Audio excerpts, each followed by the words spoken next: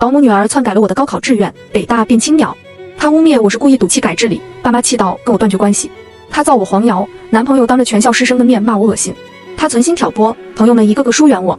我的人生陷入绝望，她却用我爸资助的钱上了大学。临死前，她笑着说会代替我全盘接收我爸妈、男友和朋友的爱。在睁眼，我回到了填志愿那天，保姆女儿站在卧室门口，笑着问思思：“志愿填好了吗？”高小薇穿着迪奥小白裙，戴着卡地亚的项链和手链，再配上她白皙的瓜子脸、纯真的眼神，简直像朵茉莉花一样清雅秀丽。这一身气质可不是她那个月薪6000的妈能养出来的。她语气亲昵，好像特别为我开心。我眯起眼睛，3年前她来我家，我跟我爸妈就一直把她当自己人看待。我吃的穿的用的，家里都会给她准备一份。我爸动用关系把她送进了我这所重点高中。我妈为我找的金牌家教，她跟我一起上课。我的富二代朋友圈子，我带着她去融入。我在所有人面前说高小薇就是我的妹妹，可即便是这样，前世临死前她说受够了当我的陪衬。我拥有的钱、父母的爱、引以为傲的成绩、校草男朋友，都让她极度的发疯。呵呵，我死了一次才明白，白眼狼就是白眼狼，怎么都养不熟。我扯出一丝笑容，对呀，我北大。你填了吗？你的分数上个2本应该还是没问题的。高小薇抿了抿唇没接话。接受了3年同样的教育，我680，她480，也难怪她要极恨我。不过你自己脑子笨，还不允许别人优秀了。可笑，当时我还真诚地建议她可以复读1年试试。她走进来拉我的手，思思，饭已经做好了。我妈说今天特意做了好多你爱吃的，庆祝你考上北大呢。我把手从她手里抽出来，淡淡道：知道了，我一会儿就下去。她愣了一下，马上又笑道：好，你快点哈，我去叫叔叔阿姨。高小薇离开的时候，我叫住了她，我像唠家常一样随意。以后进我的房间先敲门吧，基本的礼貌还是得有，你说呢？高小薇脸色白了白。从前我把她当亲姐妹，对她没有任何秘密，她到我房间从来不需要敲门。高小薇眼底闪过一丝恨意，随即咬着唇小声说：对不起思思，以后我会注意的。她走了以后，我看向电脑屏幕，我已经填好了志愿，今天是填报志愿的最后一天。回想一下，前世高小薇应该就是在我填好之后，趁我不注意溜进我房间，偷偷改了志愿。我可以现在下楼就赶走他们母女，让她没有这个机会。但是一来不好跟爸妈解释，二来高小薇把我害得那么惨，心肠那么恶毒，赶走她实在是太便宜她了。我在电脑上操作了一番，然后下楼。高小薇不知道正在说什么，逗得爸妈哈哈大笑。爸爸豪气地说：小薇，学校没那么好也没什么，不用怕，毕业后你就进叔叔的公司，给你月薪2万。他崇拜又感激地说：谢谢叔叔。他妈也站在一边笑得合不拢嘴。高小薇嘴很甜，比我这个亲女儿会讨爸妈欢心，所以前世她才能找到机会向我爸妈污蔑我，说我是为了跟他们赌气才不拿自己的前程当回事。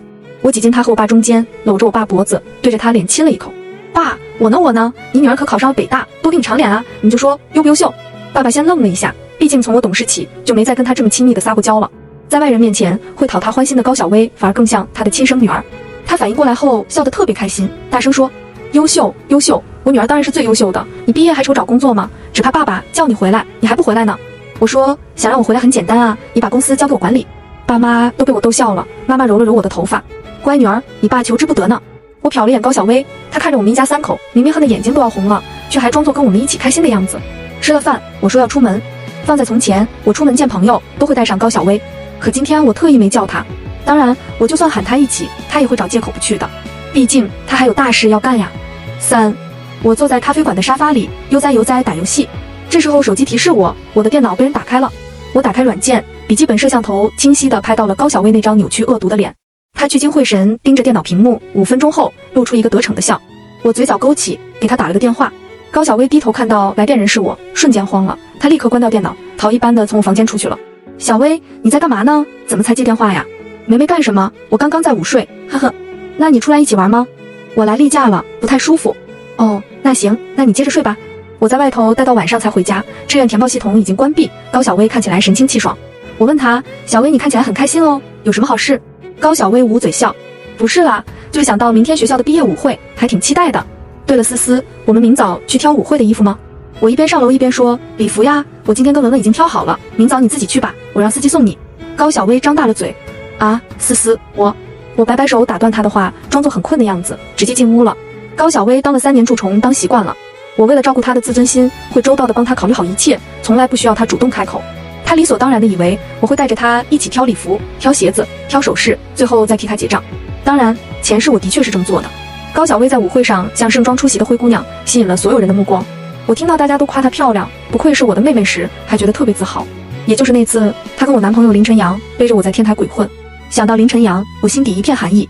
高考完，他向我表白，我俩才在一起。这件事我只告诉了高小薇，高小薇却背着我跟林晨阳勾搭上了。也就是说，我和林晨阳在一起还不到1个月，他就劈腿了高小薇。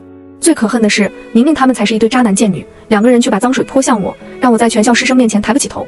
我给我的散打教练打了个电话，辉哥，明天有事儿，请你帮忙。舞会在傍晚。第二天，我故意在床上赖到中午才起。第二天，林晨阳给我发消息，问我今天几点去学校，最后不经意地问我高小薇会不会一起。我冷笑一声，告诉他我俩都会去的。高小薇看到我终于下楼，噌的一下从沙发上起来，眼巴巴地看着我，思思，咱俩还是一起吧。你眼光好，我的礼服还有妆造需要你帮我长眼。我笑了，长眼是假，让我掏钱才是真。我没拒绝，吃了饭让司机带着我俩一起出发了。我是奢侈品店的常客，导购看到我毕恭毕敬，高小薇穿着我送她的一身名牌，也理所当然的被他们当作是千金大小姐。我给高小薇搭配了一身吊牌价小10万，她两眼放光，喜滋滋地说：思思，还是你眼光好。我让她快去换衣服，礼服穿起来繁琐，我趁着高小薇去试衣间的空当，告诉导购我有急事先走了，让我妹妹慢慢挑。导购当然不会想到高小薇会没钱结账，她态度恭敬地把我送走。我拿走了我的礼服，半个小时后，高小薇的电话来了：思思，你什么时候回来呀？小薇，你挑好了吗？我现在过不去，要不咱们还是直接学校见吧，司机在门口等着呢，你放心。听到我不回来，高小薇急了，可是了半天，终究是没脸说出让我回来付钱的话。看我这脑子，忘了先给你结账了。高小薇听到我说到了重点，长出一口气，然后不说话，静静等着我的下文。小薇，你先刷你的卡吧，我这会是真过不去。我没给她机会，迅速挂掉了电话。高小薇以为我不知道，这几年我爸妈送她的贵重礼物，她都偷偷转手卖了，她的小金库比她妈还多呢。花我家的钱不知道心疼，花自己的钱她肉痛死了。痛吧，这才仅仅是开始呢。晚上，高小薇坐着我家的车，准时出现在会场。跟前世一样，她打扮得像童话里的公主，如同偶像剧里最后惊艳出场的女主角，瞬间吸引了场上所有人的目光。她到底还是咬牙买了那身礼服。林晨阳眼睛都看直了，思思，高小薇不愧是你表妹，打扮起来好有气质哦。对呀，你们姐妹俩就是咱们高中的门面，可惜她成绩跟思思比差远了。要你操心，人家高小薇平时穿的衣服、鞋子、背的包都是大牌，有钱人家的小姐成绩差又有什么关系？高小薇沉浸在众人的称赞里，差点迷失了自我，整晚像个花蝴蝶一样满场子乱飞。而她每经过一处，跟别人嘀咕几句，就会有人用异样的眼光看我一眼。我知道她这是开始不着痕迹地说我坏话了。高小薇知道我所有的人际关系，她只需要稍微转换一下说法，就可以让别人听起来变了味。比如她会跟没入选广播部的人说，我进广播部只是为了跟他置气，抢走他的名额。再比如她会跟目标某985的同学说，我放弃保送那所大学的资格，是觉得学校太烂，垃圾才去那里。我静静看着她表演，没关系，飞得越高，摔得越惨。等我揭开高小薇的虚假面目，所有谣言便会不攻自破。到那时候，被她愚弄过的人会把加倍的怒火发泄到她身上。舞会快要结束时，一杯果汁洒在了我礼服上，高小薇惊呼起来，哭着跟我道歉。我说没关系，反正快结束了，我去换上自己的衣服就好了。高小薇想陪我去换衣服，我像前世一样说不用，让她接着玩。我一个人提着裙摆走向更衣室，等没人看得到我了，打了个电话，辉哥，现在过来吧。更衣室其实是一个小会议室，长长的椭圆形会议桌被贴墙放着，空隙处足够容纳一个人藏起来。当辉哥把一个贼眉鼠眼、瘦猴一样的男人从会议桌底下拎出来后，那男人吓得差点尿裤子。他是高小薇的表哥，一个小混混，特意藏在这里拍我裸照。前世我毫无察觉，被他拍下了照片，高小薇利用这些照片把我的名声毁了个彻底。高小薇表哥哭着求我不要报警，我冷冷看着他说，既然你这么爱偷拍，那我给你一个机会，如果你不愿意，我不介意立刻送你去警察那儿。20分钟后，我换了衣服回到会场，高小薇和林晨阳都不在。又过了几分钟，主持人说马上要开始最后的抽奖环节，高小薇回来了，两颊酡红。我装作不知，小薇你去哪儿了？会场里太闷了，我出去透透气。我点点头嘀咕，林晨阳怎么也不在，要错过抽奖了呢？高小薇站我身边，眼神得意又嚣张，可能去厕所了吧。抽奖方式是在大屏幕上循环滚动所有人的照片，从3等奖到1等奖，最后是特等奖。前世到最后特等奖的时候，大屏幕上出现的不是某个幸运儿的头像，而是我的照片。因为礼服是一字肩，脱掉后里头几近全裸。高小薇表哥特意在某些角度露出他的手，让别人看起来我在更衣室跟一个男人胡搞。1等奖抽完了，林晨阳姗姗来迟。高小薇含羞带臊地跟他对视了一眼后，就兴奋地盯着大屏幕，眼底涌上疯狂，握着的双手因为激动微微颤抖。前世我还以为他是因为太在意特等奖才紧张呢。主持人哄抬气氛，会场所有人注视着屏幕，大家齐声倒计时，3、2、1，停！欢呼声没有出现，取而代之的是一片死寂。我左边站着林晨阳，右边站着高小薇，他们2个人同时慌了，气穿着粉红色蓬蓬裙的女生跪在男生双腿之间，而男生背靠墙壁，帅气的面庞上露出极度享受的神情。在场所有人不是小孩都看得懂照片里的两个人到底在干什么。昏暗的光线也不影响大家一眼就认出主人公正是高晓薇和林晨阳。我拧着眉，知道两个人在胡搞，可真看到了现场，高晓薇还是成功的恶心到我了。她可真是不择手段。高晓薇和林晨阳已经呆了，傻愣在原地不知所措。几秒后，老师和主持人急忙关掉大屏幕，众人这才反应过来，犹如巨石砸进湖面，现场轰得炸开了。卧槽卧槽，高晓薇和校草太他妈劲爆了！真看不出来高晓薇平时那么女神，私底下玩得好开。谁让林晨阳是校草啊？不过我以为他喜欢的是于思思呢。校草又怎么样？一个女生这么不自爱，再有钱也让人看不起。周遭议论声越来越大，吃到大瓜的众人兴奋极了，丝毫不避讳两个当事人就在现场。有几个看不惯高晓薇的女生故意特别大声的讥讽，什么贱呐，什么烂货呐，什么比妓女都不如啊。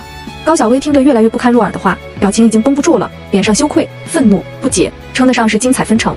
他当然想不到，按照他的计划，本来大屏幕上出现的该是我，被众人议论鄙夷的该是我，羞愤难当的该是我，怎么就变成了他呢？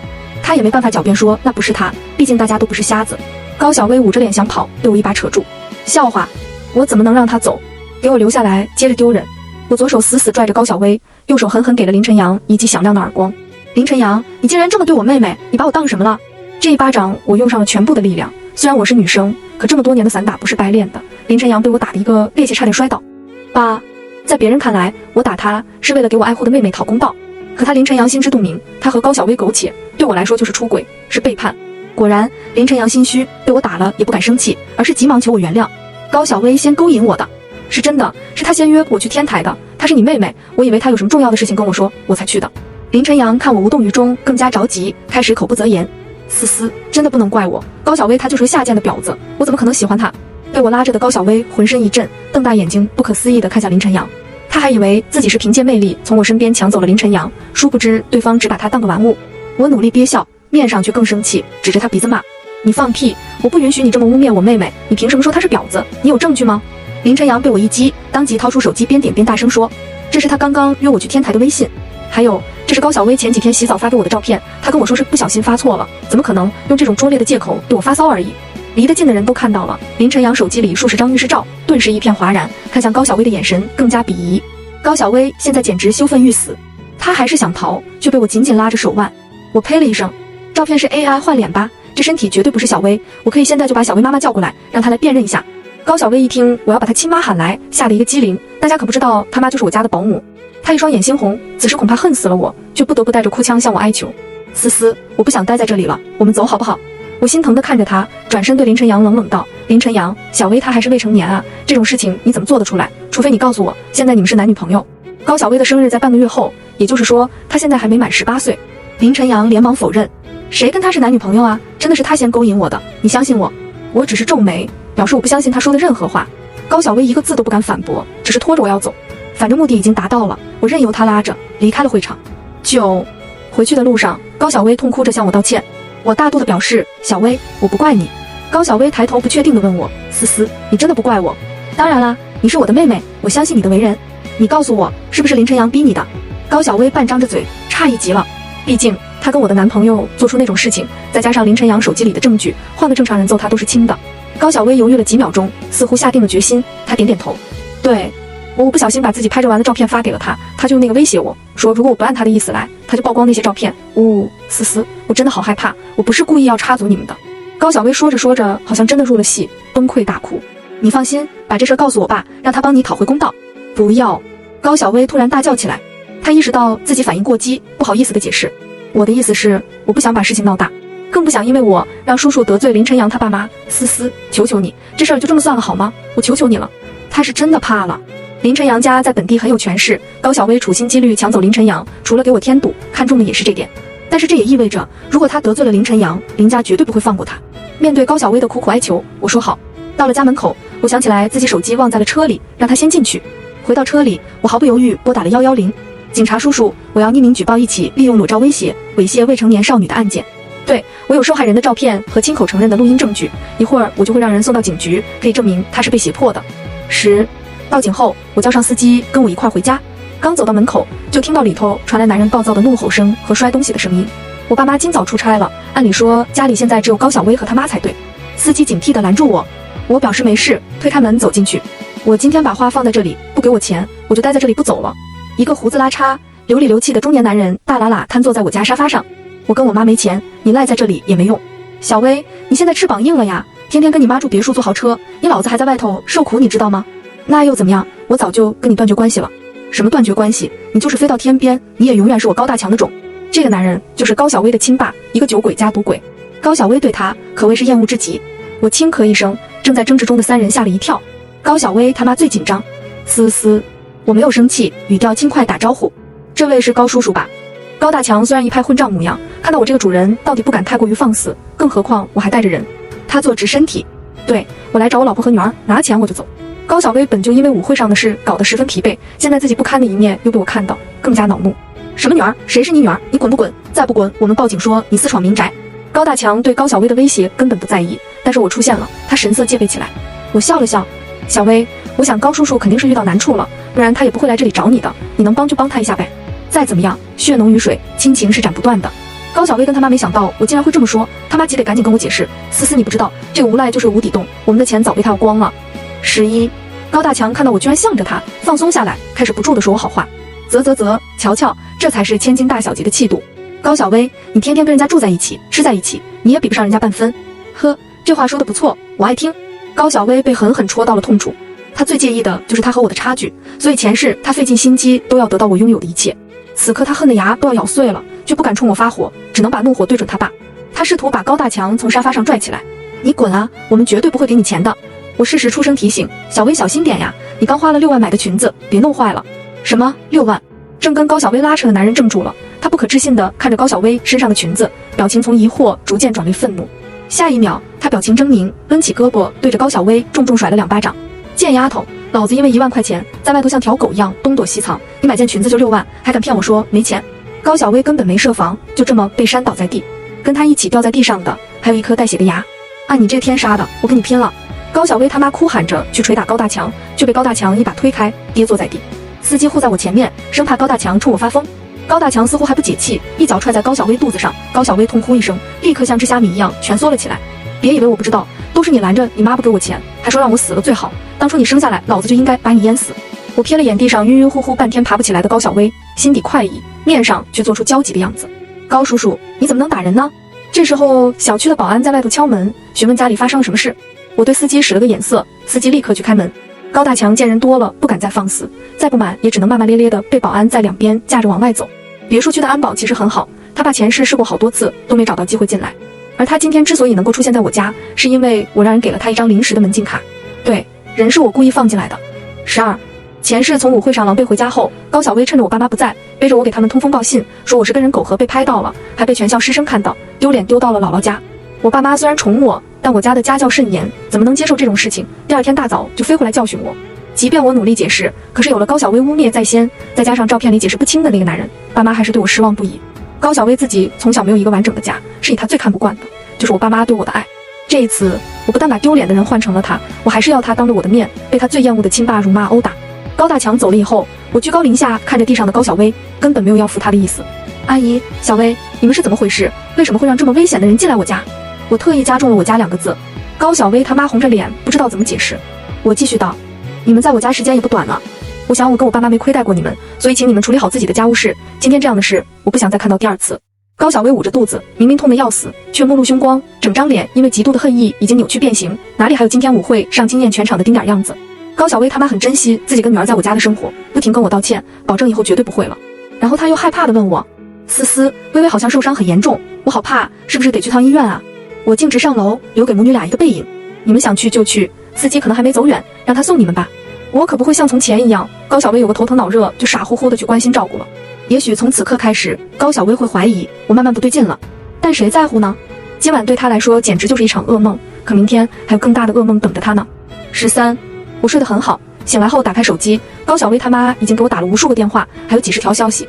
思思，我和薇薇现在在警察局，他们把薇薇单独带进去问话好几个小时了，我好担心啊，是不是学校的舞会上发生什么事儿了？我问他也不跟我说，我都要急死了。思思，求求你过来帮帮他，或者请你爸妈出面好吗？薇薇她还小，她马上要上大学了，她不能出事啊。说实话，高小薇的妈对高小薇是真心的好，但是他妈对自己女儿太好了，以至于前世明知道自己女儿篡改了我的志愿，却还昧着良心帮他女儿隐瞒，所以我对他实在可怜不起来。我给他妈回了条消息，阿姨，我刚起床，我马上过去。是得快点过去，否则赶不上一场大戏了。我挑了一身好看的裙子，在车上化了个妆，确保自己一会儿可以美美的出现在高小薇面前。我在门口看到了林家的豪车，一进去就看到林母凶狠地逼问高小薇他妈，可他妈一问三不知，只知道哭。你哭什么？我儿子什么身份？会看上你一个保姆的女儿？一定是你下贱的女儿勾引我儿子在先。我轻咳一声，林母看到我，面色稍缓。思思，这个高小薇成天跟你在一起，你一定知道什么吧？凭我跟你父母的交情，我希望你对我说实话。我笑了，阿姨您放心，虽然我把高小薇当妹妹，但是我帮理不帮亲，我知道的我一定全部告诉您。估计林晨阳被带走的突然，都没来及的告诉他妈发生了什么。于是我一五一十把昨晚舞会上的事情经过都讲了一遍，包括林晨阳最后给大家看手机里高小薇发去的预示照和约他去天台的微信。这些话林母随便找一个现场的人都可以求证。林母听完更加确信自己儿子是无辜的了，果然是贱丫头勾引我儿子。我听说是高小薇亲口污蔑我儿子，威胁他，我儿子才会被警察带走，是这样吗？我耸耸肩，这个我就不清楚了，我点到为止即可，我可不想被林家发现我在其中故意挑拨。14，这时候高小薇终于出来了，她身上还穿着那件6万块的礼服，只是经过一夜，精致的盘发和妆容早都乱了，憔悴的面容，灰败的脸色，活脱脱像个女鬼。跟她前后搅出来的正是林晨阳。她旁边的女警正色道，我们已经问清楚了，高小薇承认她和林晨阳的一切行为都是自愿的，并没有任何胁迫。当然传唤林晨阳过来问话也是我们的正常程序，请家长理解。既然事实已经清楚了，你们各自签字以后就走吧。高小薇他妈庆幸地长出一口气，林母却死死盯着高小薇。林母没有当场发作，配合警察签了字。我眼中闪着玩味，躲在人群后看着高小薇。无论她如何为林晨阳解释开脱，把过错都揽在自己身上，她现在已经彻底得罪了林家。我知道她现在一定害怕死了。果然，从警察局刚出去，高小薇假装看不到林母的死亡凝视，一把拉住我。思思，我头有点晕，你快点带着我回家好不好？回家。高小薇忙不迭点头。我推掉她拉着我胳膊的手。小薇，这么大人了，说话要严谨好吗？那是我家，不是你家。高小薇瞳孔放大，不敢相信我说的话。陈阳，林母忽然开口，再怎么说你也是男孩子，发生这种事你也有责任。我看就请高小姐去我们家做客，为她赔罪吧。林母话是这么说，可眼中的狠毒都快要溢出来了。我跟高小薇都知道那意味着什么。高小薇摇头大喊，不，我不要去，我不去。可现实由不得她，林家的保镖架着她就往车上走去。林母拦住了高小薇他妈，既然两个孩子做出这种事，那就是在谈恋爱了，去男友家玩玩，不用担心。然后林家人带着高小薇开车扬长而去，我愉快地目送他们离开。林母为人强硬，听说曾经抓到过几个林父的小三，那些人下场都很惨。高小薇要吃苦头喽。15，我要上车时，满脸焦急的高小薇他妈想跟着坐上来，司机拦住了她。阿姨，这几年你在我家辛苦了，这个月工资我已经打你卡里了，包括我个人额外给你的一笔感谢费。你和高小薇在我家的东西，我已经让人打包好，送到你们在城南的家里了。高小薇他妈还没反应过来，我已经关上了车门。我说的城南那里，就是高小薇他爸正在住的地方。当初我心疼高小薇跟那样一个不着调的亲爸住在一起，所以才跟我爸妈提议把他接到我家一起住。没想到我自以为的善举，在他看来是把他当我的陪衬。既然他这么想，那就滚回你自己该待的地方去。爸妈回来以后，发现高小薇跟他妈都不在，诧异地问我发生了什么。我把舞会上高小薇安排他表哥偷拍我，以及高小薇他爸忽然半夜闯进家里的事情都告诉了爸妈。我妈一想到我差点被人拍裸照，后怕不已。天哪，要不是咱们思思警觉，现在可如何是好啊？我爸关切地问我，那个姓高的混账来家里，没把你怎么样吧？你这孩子这么大的事，怎么不给我打电话呢？我笑，你们就放心吧，有教练和司机帮我呢，我一点事都没有。爸爸这才长出一口气，随即面色凝重，满脸失望和痛心。我们对小薇不薄，她怎么能这么对你？我妈也很生气，表示不能把人赶走这么简单，必须追究高小薇的责任。我拦住了他们，哪里还用得着我们出手呢？16，一周后，听说高小薇突然半夜出现在学校门口，身上遍布大小不一的伤痕，有鞭打的，有烫伤的，有利器划伤的，而且是酩酊大醉的睡在那里。要不是学校保安及时发现，她就被路过的流浪汉给捡走了。然后就有传言说高小薇之前每天晚上都在酒吧出现，醉醺醺的跟不同的男人搂搂抱抱，一些同学的手机里竟然还有照片。高小薇这才刚毕业，名声已经彻底毁了。听说她跟她妈回到亲爸那里以后，被打被骂是家常便饭，每天过得生不如死。她每每动了要离开的念头，又会招来高大强一顿毒打。她的18岁生日就在这样的情况下草草过去了。当了3年养尊处优、人人尊敬的大小姐，脏乱差的城中村和虐待自己的亲爹，她怎么能忍受的了？高小薇在别墅区外拦住了我家的车。当时我正要跟我妈去参加一场慈善晚宴，我妈看到高小薇怒不可遏，我按住她，让她冷静。妈，事已至此，你跟她还有什么可说的？让我去吧。我妈看了眼车外黑着脸的高小薇，面露担忧。这3年你把她当亲妹妹，哪里对不起她？她还有脸上门来找我们，小心她又存了什么坏心思。我指了指门口的保安，让我妈放心。其实我知道高小薇不会对我怎么样，至少现在不会对我怎么样，因为她一定特别想看到我收到录取通知书后被震惊和刺激到发疯的样子。我跳下车，施施然走到她面前。高小薇眼神怨毒，短短2周，竟和从前判若两人。于思思，是你对不对？那天在车上是你诱导我故意说那些话，然后再向警察举报，还栽赃到我头上。17，我诱导你，有这回事吗？我捂住嘴巴，故意用夸张的语气反问。难道说不是林晨阳威胁你，真的是你勾引他？高小薇无言以对，脸上的肉意抽一抽的。我冷笑，找我还有事吗？你的东西跟你妈的工资，我应该都给你们了。为什么？高小薇忽然开始狰狞着大喊。于思思，为什么？你不是说要把我当亲妹妹吗？亲妹妹？她高小薇竟然还有脸来质问我。我轻蔑地笑了笑，不好意思，就是忽然觉得你不配。于思思，你是很幸运，但你不就是会投胎吗？除了出身，我哪点比你？我打断他，我比你会投胎，我还比你好看，至少我不用自甘下贱去勾搭男人，我还比你聪明，我高考分数可比你高了整整200分。高小薇简直要气疯了，偏偏我说的都是事实，她无法反驳。她咬牙切齿道：考得好很得意吗？过几天有你哭的时候。我蹙眉，问她这话到底是什么意思。高小薇看到我不解的样子，似乎终于感觉到扳回一局，得意起来。你是不是觉得自己稳上北大？这世界上的事哪有100%的确定呢？身后车喇叭轻轻响了一声，我妈在催促我。看我要扭头上车，高小薇急忙说：于思思，你敢不敢跟我打赌？赌什么？就赌你不会被北大录取。我挑眉，赌注呢？她的嫉妒再也掩饰不住，恶狠狠地说：如果你没被录取，那你就输给我500万，还要脱光衣服在学校里跑一圈，说你最贱，说你最婊。呵，500万，她可真敢要。那如果我被录取了呢？18，如果你被录取了，我随便你怎么样。我撇撇嘴摇头，把你全身器官卖了都没500万。不过我又补充道，我也不稀罕你的钱，如果你输了，你只要发一个朋友圈就行。高小薇没想到我的要求这么简单。什么朋友圈？就说以前你跟任何人说过的关于我的坏话都是你高小薇捏造的，你要在朋友圈公开向我道歉。高小薇一惊，你知道了？若要人不知，除非己莫为。你敢吗？高小薇当然很自信我不会被北大录取，自以为马上要占到大便宜了，整个人已经开始抑制不住的兴奋了。好，一言为定，不许反悔。3天后，我约高小薇在学校见。所有志愿报了清北的学生，学校都统一安排在一个大礼堂，一起查询录取结果。高小薇出现的时候，不少人窃窃私语，大家讨论的内容当然不是什么好话。但是高小薇已经不在乎了，她泰然自若地走进礼堂，找了最角落的一个地方坐下来。为了不影响其他人查询，我要求老师把我放到最后一个。半个小时后，我前头20个人查询结束，无一例外，大家都确定被清北录取。到我的时候，我偏头向高小薇看去，她怡然自得地抱胸，跟我四目相对时，给我做了个大拇指向下的手势。我淡定地登录我的账号，查看志愿信息。于思思同学，恭喜你，也感谢你为母校争光。我旁边的老师看到结果，立刻大声说道。这时，礼堂里的所有同学高声欢呼起来。我被人群簇拥着，再次看向高小薇，她的脸上写满了震惊。19，高小薇猛地一站，带倒了身后的椅子，把大家都吓到了。她跌跌撞撞跑过来，不顾一切推开人群，赤红着双眼趴在电脑前。被录取3个字狠狠击中了她。不可能，这不可能！一个跟我交好的女孩嫌弃地躲开高小薇。高小薇，你没事吧？思思总分680，上北大那不是铁板钉钉的吗？高小薇充耳不闻，只知道重复着说不可能。她脑子是不是有问题？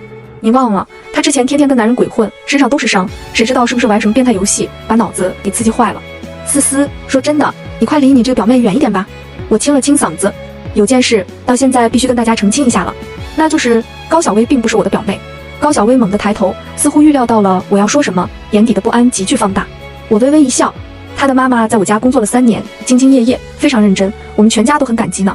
同学们都一愣，有个人小声道：也就是说，高小薇是你家阿姨的女儿？啥？那她整天摆什么谱啊？就是咱也不是说保姆的女儿就怎么了，狗不嫌家贫子，不嫌母丑，真他妈虚荣。高小薇身形晃了晃，扶着桌沿才没倒下。3年来她用心维护的人设已然崩塌。我施施然走到她面前，高小薇，愿赌服输，你该做什么？你知道的，否则别想离开这里。高小薇想不通到底是哪里出了差错，为什么明明她已经篡改了我的结果，我还是会被北大录取。此刻她直勾勾盯着我，胸膛剧烈起伏，毫不掩饰眼里的恶毒。好半晌，她才不甘心地拿出手机，在我的监督下发了个朋友圈。我满意的点头，示意她可以滚了。高小薇在众人的鄙夷和谩骂中不甘地离开。半个小时后，我接了个电话，于小姐，高小薇在学校大门口，袖子里还藏着一瓶硫酸。20，疯了！高小薇果然是疯了。接连的打击重创已经让她不堪忍受。她之所以能坚持到今天，全靠着想亲眼看到我落榜绝望的样子。只可惜我让她失望了。一个满心满脑子都只有嫉妒的女人，真的很可怕。我料到了他的疯狂举动，早就让人盯着他了。重来一次，我不会再给他任何一个可以伤害我的机会。我跟同学说说笑笑往大门外走，同学眼尖看到了高小薇在门外探头。高小薇，你怎么还在这里？高小薇面无表情，我找思思说句话。我站在原地没有动，跟他隔着栅栏保持10米距离。你说吧，我听着。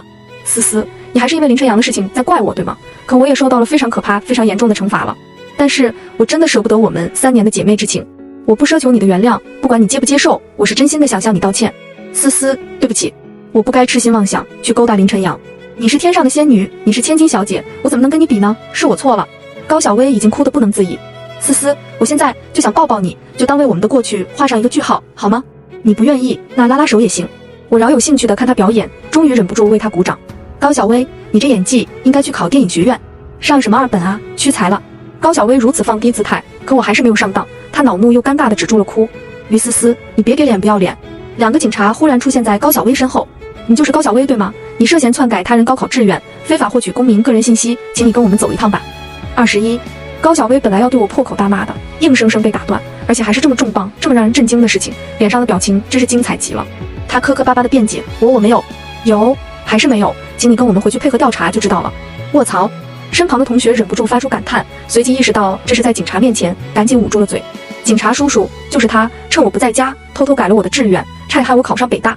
高小薇正回头看我，对上我了然于胸的神情，瞪大了眼睛。没错，就是我报的警。我没忘记提醒民警，他袖子里鼓鼓的，好像有什么东西，不会是凶器吧？你们小心！一瓶子硫酸立刻被警察从高小薇袖子里找出来。2个警察对视一眼，神色严肃地带走了高小薇。当然了，作为原告，我也得乖乖跟着。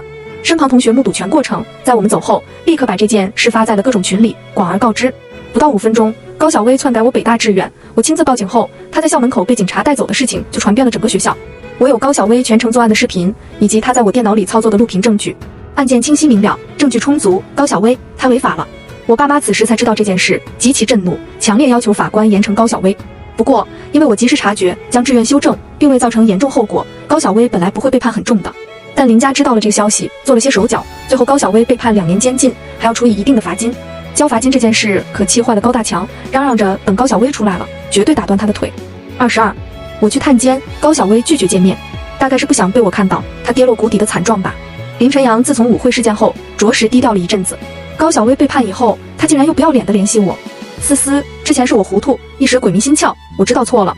现在咱俩都考上了北京的学校，大学4年我来照顾你。我翻了个白眼，果断拉黑了他。不好意思，我的人生规划里不会有高小薇的存在，也不可能有你这种渣男。要说高小薇做的唯一一件好事，可能就是帮我鉴定了林晨阳，不过就是个虚有其表的渣男，让我及时止损。重活一次，我要把我本该有的美好人生紧紧握在手里。全文完。